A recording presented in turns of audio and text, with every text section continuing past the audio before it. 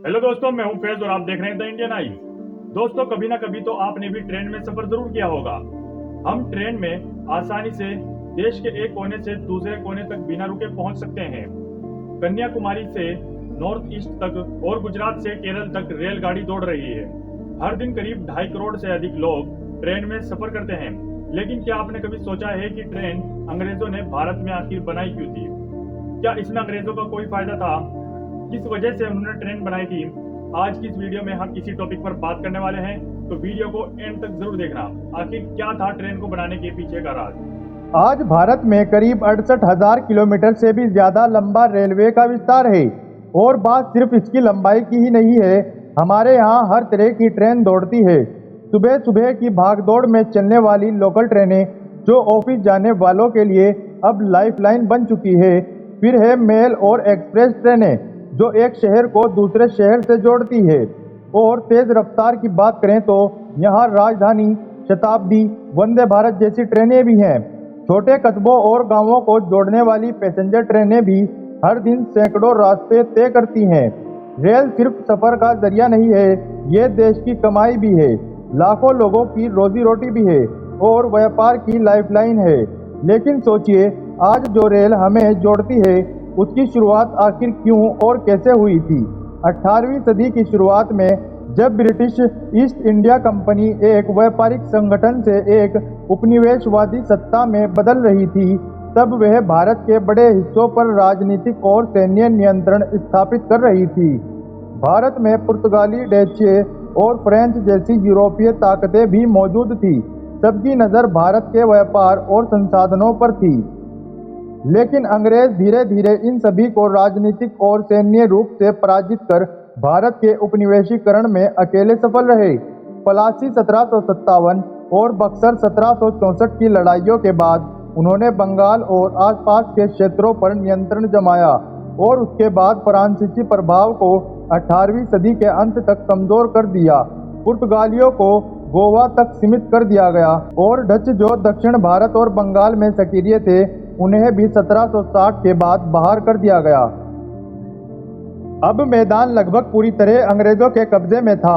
उनका मकसद सिर्फ व्यापार नहीं था, अब वो भारत को एक स्थायी कॉलोनी बनाना चाहते थे जहां से लगातार संसाधन निकाले जा सके, मुनाफा कमाया जा सके और साथ ही अपने साम्राज्य की जड़ा मजबूत की जा सके।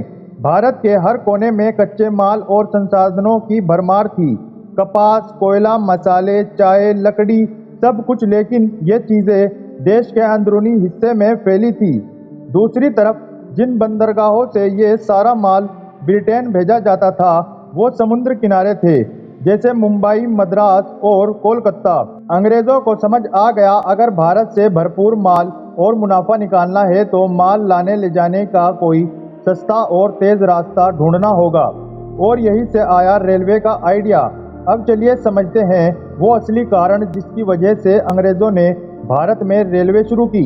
एक, संसाधनों तक सीधी और सस्ती पहुंच। अंग्रेजों को भारत के गांवों और जंगलों से कच्चा माल निकालकर सीधे समुद्र किनारे बने बंदरगाहों तक ले जाना था।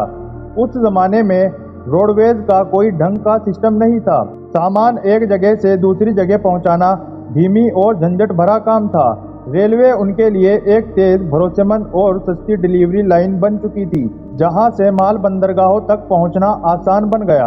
अपना माल भारत में बेचना, ब्रिटेन की फैक्ट्रियों में बना सस्ता सामान रेल के जरिए भारत के हर कोने तक पहुंचाया गया।